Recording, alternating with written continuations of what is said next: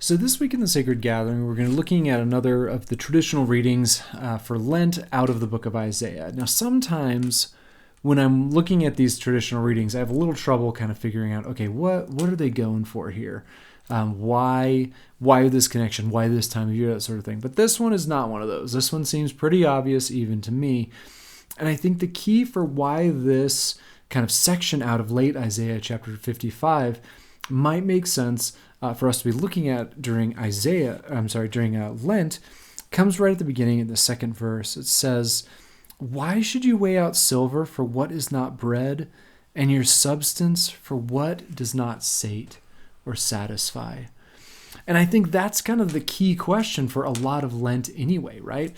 The reason people fast during Lent at all is because we are trying to kind of free ourselves of some of these habits, these things that are often not bad things, but things that we are maybe over-relying on, things that we are hoping will satisfy us and won't. And so we get that kind of question of, what is it that I'm maybe trusting in versus what maybe I should be trusting in.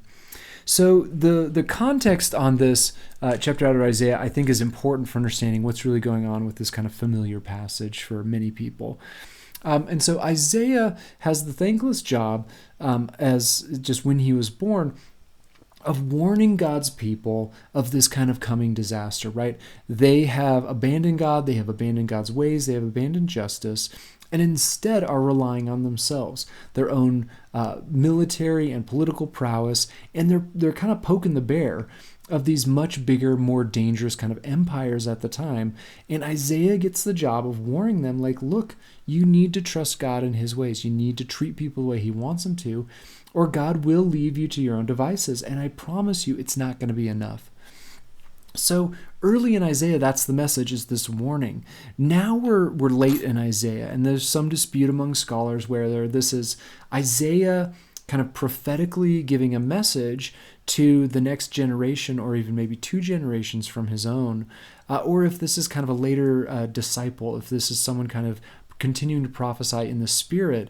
But either way, however you interpret the kind of relationship here, this text is one not for people who are about to experience a disaster, but for people who already have. People who have not just lost their homeland and their culture and their safe place. These are for people who have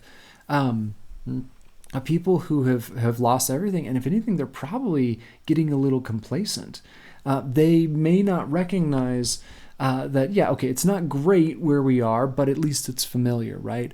Okay, trusting some of the invitations that God is inviting into is a little scary, because it will mean leaving what little we have and going into maybe places of wilderness, places of the unknown again, to be afraid. And so I think it's a great reminder for all of us of just the dangers of complacency, of good enough within the spiritual life. So let me read this section in which Isaiah, our writer, is putting on kind of a persona of a water seller, or of calling out, in which God's ways are offered as kind of an alternative to the ways that we see in the world. Everyone who thirsts, go to the water, and who has no silver, buy food and eat. Go and buy food without silver, and at no cost wine and milk. Why should you weigh out silver for what is not bread, and your substance for what does not sate? Listen well to me, eat goodly things, and you will enjoy lavish fare. Bend your ear and come to me. Listen and be revived. I will make you a perpetual pact, the faithful kindness shown to David. Look, I made him witness to the peoples. Prince and commander of the peoples, look, to a nation you knew not shall you call, and a nation that you did not know shall run to you, for the sake of the Lord your God, and Israel's Holy One, for he made you glorious. Seek the Lord where he is found, call to him where he is near. Let the wicked forsake his way, and the wrongdoing man his devisings. Turn back to the Lord, and he will show mercy to him, and to his God, for he abundantly pardons. For my devisings are not your devisings, and my ways are not your ways, says the Lord. For as the heavens are high over earth, so my ways are high over your ways, and my devisings over your devisings. Isaiah 55, verses 1 through 9. So some of the things I wanted to point out for us, because I think there are some great questions for Lent in this section. This first section, there's a couple of things I wanted to point out for. So again, oh, everyone who thirsts, go to the water, and who has no silver, buy food and eat. Go and buy food without silver, and at no cost, wine and milk. Why should you weigh out your silver for what is not bread, and your substance for what does not sate? Listen well to me, eat goodly things, and you will enjoy lavish fare. So the contrast here, like I said, is very Lenten, right? Will you take kind of the ways of the world, the things that are offered to you that often are kind of grudgingly given, if at all, right? Sometimes we can manage to squeeze something out of the world. It tends to be expensive, and we know it's ultimately unsatisfying, right? How many songs talk about the fact we just can't seem to find satisfaction? How many things are advertised to us, assuming we're kind of unhappy, that we don't feel filled, that things don't feel right? How, it's always the next thing. Maybe it's the next career. Maybe it's having enough. Maybe it's making sure I can always pay my bills. Maybe it's having the right person on my arm, or looking a certain way, or whatever, fill in the blank, right? It always feels like something is lacking, and we can't quite seem to get there. And into that kind of feeling of what the world's always offering, of just one more thing, of you're not quite there, God is offering enough, abundance, fullness. And what I like about it is it's not just, bread and water. Like, he's not just offering the bare minimums. We get the note in here of come get wine and milk, which don't mean much to us, but back in the day, that's above and beyond just the bare minimum, just that it's the good stuff. God is offering fullness and the good life, and he's offering it in contrast to a world that offers things that don't satisfy, and he's offering it here totally for free. And I think that that's an important question for us in Lent, because we don't really believe anything is actually free, right? We've learned to know better. There's always a catch. There's always something somebody wants from us. And I think we approach God that way so much of the time. God may want what's best for us, but I probably need to clean up my attitudes in life. I probably ought to pray more or read my Bible more. I probably ought to try harder or be less me, right? And then God can offer me goodness, and then God can give me something to satisfy. That's not for me. It's not actually free. Do we actually believe what God says about freely offering the good stuff in life, of offering us a life that feels full and is satisfied? Bend your ear and come to me. Listen and be revived, and I will make you a perpetual pact, the faithful kindness shown to David. Look, I made him a witness to the peoples, prince and commander of the peoples. Look, a nation you knew not shall call, and a nation you did not know shall run to you. For the sake of the Lord your God and Israel's Holy One, he has made you glorious. So this section in bringing up David is kind of interesting, right? Because David had a very unique relationship with God. He had a very specific promise from God, and that's this covenant, this pact that this section is talking about. God promised that his house, his lineage, his dynasty would remain forever. That seems a weird promise to bring up when clearly there is no more king, there is no more palace, there is no more kingdom. And so some people will look at this and think, oh, the good old days should come back, right? Maybe at some point God is going to bring another political ruler that's a lot like David, and powerful and impressive in all the right ways, right? That's what Jesus wrestled with a lot of the time, people wanting that kind of a king and that kind of Messiah. But I don't think that's what this section is talking about. And it's a little hard to translate here, but there's an interesting thing that happens in the grammar, and actually in the pronouns here. In Hebrew, it's all plural pronouns. God is not talking to some future Messiah, some future king. Bend your ear. Come to me. I will make you a pact just like the faithful kindness that I showed to David. And so one of the commentaries I was reading said, it's taking this Davidic covenant of care and eternal strength and being in God's presence, and it's democratizing it. It is making it from a promise to David to a promise for all of us, for all of you who might feel afraid, who might feel like God is not there right now, right?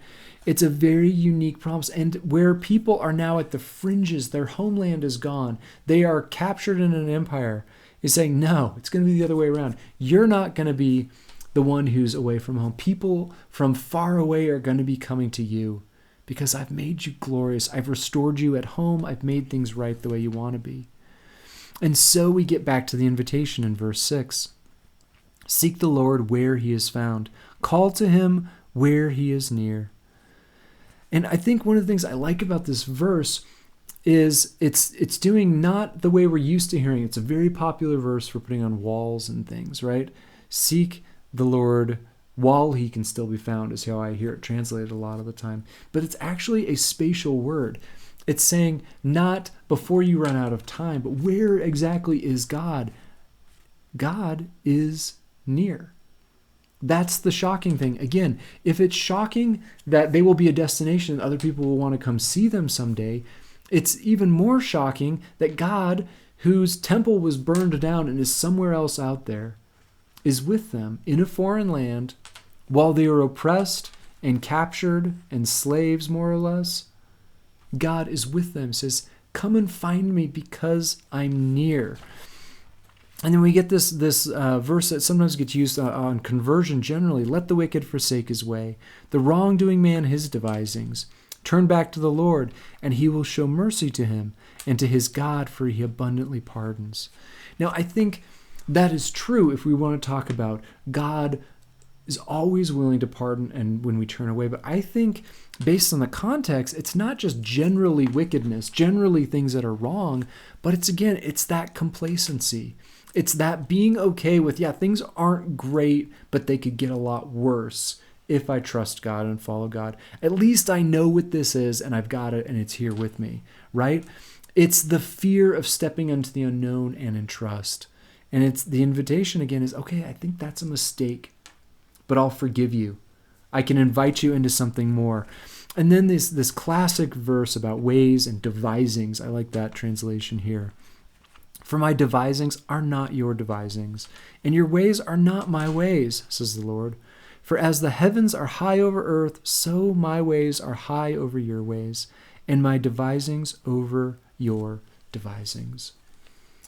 And what I think is really important, a key to this entire section, why God would ever ask someone to step out of something that may be complacent but isn't really that safe, is the claim that I actually know what I'm doing. I actually am trying to invite you into something even better than what you've currently got.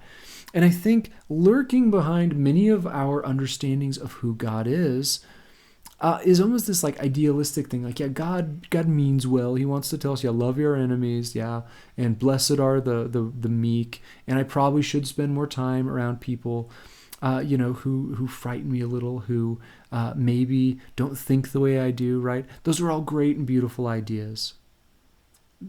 But I got mouths to feed. I got the real world to live in, right? And lurking kind of behind that is that Jesus means well, that God, loves us. But in the real world, this stuff doesn't really work. And I think that's the invitation here. God's ways actually aren't just different. They're not, my devisings aren't your devisings. They're actually higher. They're actually better. Here in the real world where God actually lives and is actually near, God really is inviting us into a different way and a different way of thinking and a different way of trusting that in fact do satisfy, that in fact do end up at a full life, just not on the terms we tend to think of it. Why? Because our ways are small. Our ways aren't actually true, and God's invitation actually is. And so that's, I think, again, do we believe? Do we want to respond that Jesus is inviting us to what is truly free and truly will satisfy and fill our hearts and our lives. Because it might mean stepping out of some places of complacency. It might mean stepping into places where we have to trust God and not whatever we're used to and whatever the resources are. Do we really believe God is offering the good stuff, the good life for free, and that he knows what he's doing, and that it's worth turning away from the things that we're used to or have learned to tolerate to this kind of new horizon? That's the invitation I think God is offering us yet again here in Lent.